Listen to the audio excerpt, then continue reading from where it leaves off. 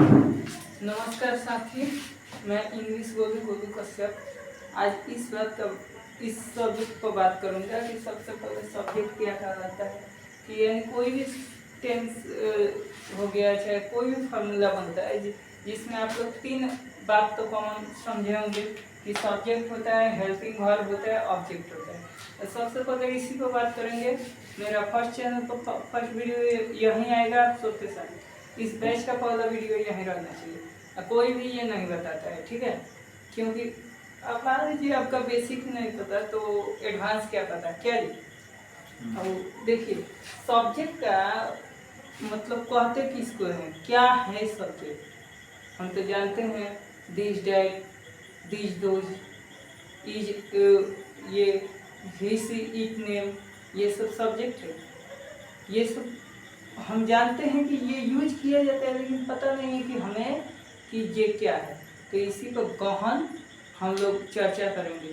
तो जो सेंटेंस के पहले आप कह सकते हैं, जो सेंटेंस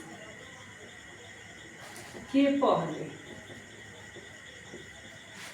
जो सेंटेंस के पहले अफर्मेटिव और निगेटिव, ठीक है, अफर्मेटिव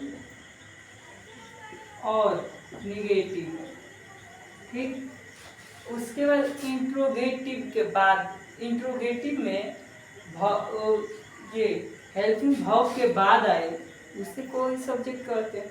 यानी जो सबसे पहले क्रिया को के काम को करने की दर्शाता है कि कौन दर्शाता है।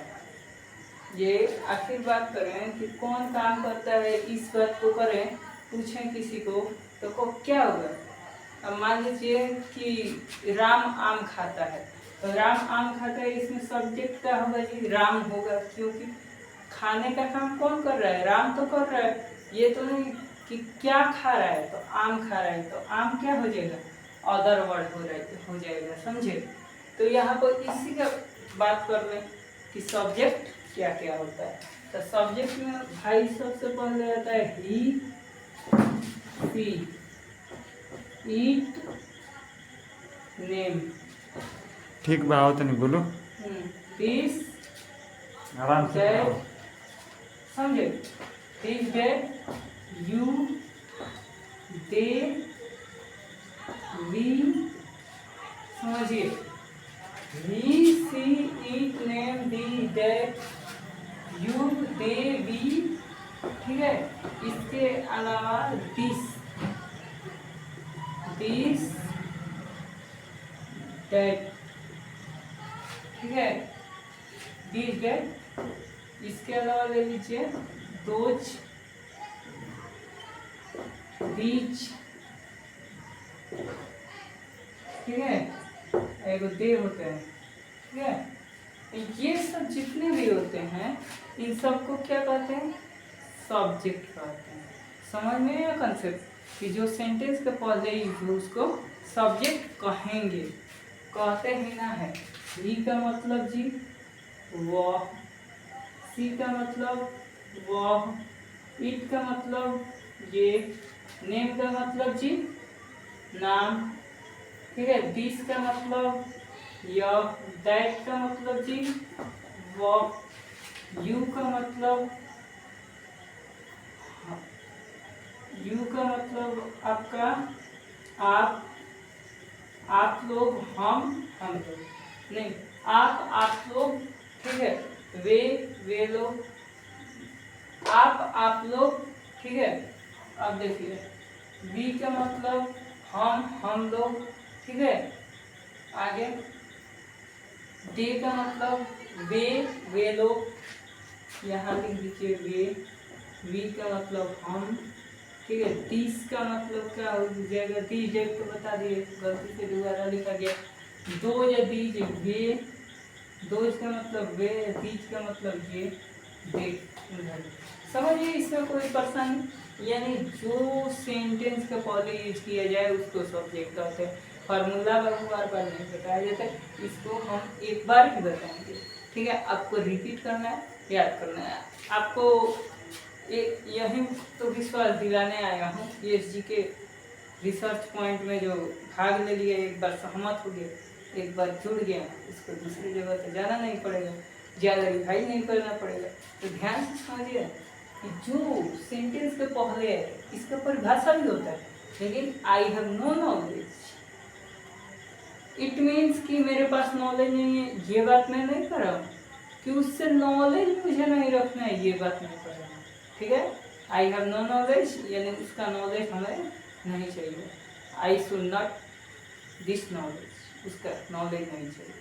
ठीक है, यानी हमें नॉलेज क्या चाहिए जी कि ये होता क्या क्या है, समझे, ये कहाँ कहाँ प्रयोग होता है। तो जो सेंटेंस के पहले प्रयोग होता है उसी को हम क्या कहते हैं, सब्जेक्ट। कोई डाउट? अब देखिए हेल्पिंग वर्ब यानी सब्जेक्ट के बाद लगेगा उसको हेल्पिंग वर्ब कहेंगे। जैसे में ईच, एम, आर, वाज, वर, ठीक है, अब डू, डज, डिड, विल, शैल, ये सब क्या है जी, हेल्पिंग वर्ब है। अब ऑब्जेक्ट क्या होता है कि जिसके बारे में काम किया जाए, जिसके बारे में हो, ठीक है, मैंने मेन भूमिका निभाए उसको कहते हैं ऑब्जेक्ट। जैसे उस सेंटेंस ले लेते हैं जी, यहाँ राम आम खाता है,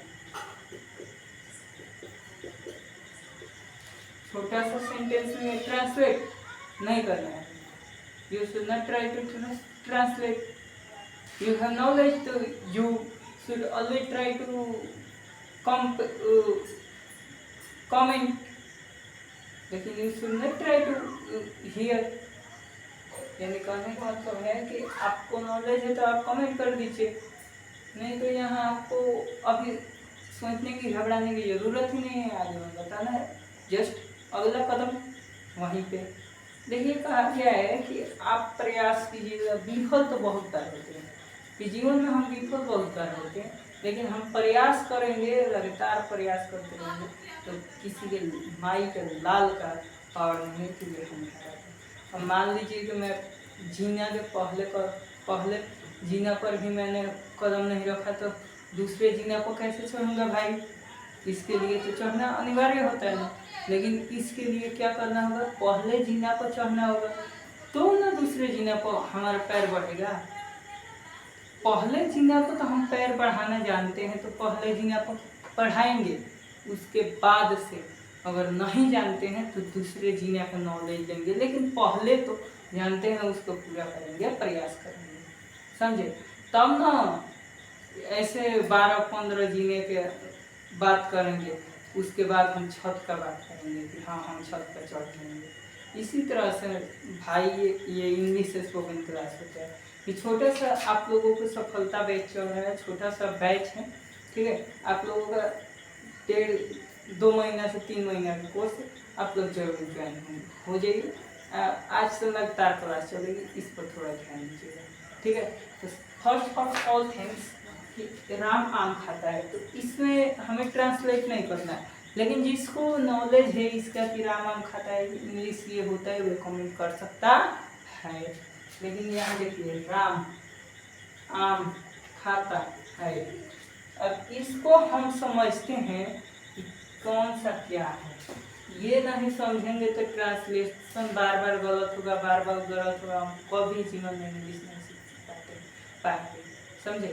यानी हम नर्सरी क्लास में हैं तो अभी इंग्लिश 1 क्लास में जाते जाते हम लोगों को इंग्लिश बोलना सिखा देते, लेकिन हम अपनी कहानी बताऊं तो मैं 12th क्लास तक इंग्लिश रीडिंग करने से डरता था, लेकिन आज आप लोगों के सामने क्या इंग्लिश पढ़ाने का नॉलेज रखता हूँ, यही होती है बात कि आप लोगों को स्कूल में सिर्फ भरमाया जाता है, कुछ सिखाया नहीं जाता है। आई हैव नॉलेज कि स्कूल में आपको भरमाया जाता है, कोई सिखाता नहीं, ठीक है। कहीं भी जाइएगा एक्सरसाइज से पढ़िएगा, कभी सक्सेस नहीं है, समझे। यहाँ नॉलेज आपको लाइन बाई लाइन से देंगे, समझे, इस बात को जरा गौर कीजिएगा। चलिए आगे बढ़ते हैं। यहाँ पर व्हाट इज राम, यानी कि ये राम क्या है। ये चार तीन तो मैंने लिखा है ना, तीन में क्या है राम, सबसे पहले तो जानना पड़ता है, क्योंकि हर तीन वो जो है ना आपको हर एक सेंटेंस में महत्वपूर्ण भूमिका निभाता है, इसके बिना सेंटेंस बनेगा ही नहीं, समझे। तो राम क्या है बाबू, तो सब्जेक्ट है। राम क्या है, सब्जेक्ट है, यानी राम का नाम है, तो इसमें नेम लिखे हैं बाबू, नाम यानी राम क्या सब्जेक्ट हो गया। आम यानी आम किसका बात हो रहा है जी, आम मैंने खाने और पीने के लिए छोड़ दीजिए, ये तो क्रिया हो गया, इसका कोई बात नहीं है, ठीक है। अब आम क्या है, ऑब्जेक्ट मानिए चाहे अदर वर्ड मानिए, जिसको सेंटेंस के लास्ट में ठकेल देते हैं, रेप हो जाते चल लास्ट में, समझे। अब देखिए खाता के तो आगे भी बता दिए कि ये क्रिया है, इसमें कोई रूल नहीं है इसका। है क्या है जी, तो है भैया है ये हेल्पिंग फॉर्म, है क्या है हेल्पिंग फॉर्म। तो हेल्पिंग फॉर्म में है के लिए क्या यूज करते हैं जी, इज करते हैं, एम हूँ के लिए एम करते हैं, लेकिन आर कहीं कहीं है के लिए यूज होता है, समझे। अब देखिए कि इसके लिए भी डाउट थोड़ा सा क्लियर कर दें कि अब सर जी बोले हैं, कोई कहेगा दादा हो कि सर जी है आर के लिए भी इज के लिए भी, दोनों के लिए है बताए हैं, तो थोड़ा सा गदा हो ध्यान देना। इस है आर के लिए जो है बनेगा, इस पे बिंदु रहेगा, इस है जब रहेगा यानी बहुवचन जब रहेगा है, तो बहुवचन बनाने के लिए क्या जी, एक बिंदु दिया जाता है, तो इसमें क्या लगेगा, आर लगेगा। जिसमें बिंदु नहीं लगेगा क्या लगा देंगे, इज, समझे, समझिए, ठीक है। अदर वर्ड का मतलब यही जिसके बारे में बात की जाए अदर वर्ड कहलाता है। Thanks for watching in this video, फिर संपर्क करते हैं नेक्स्ट वीडियो में, तब तक ले जाएंगे।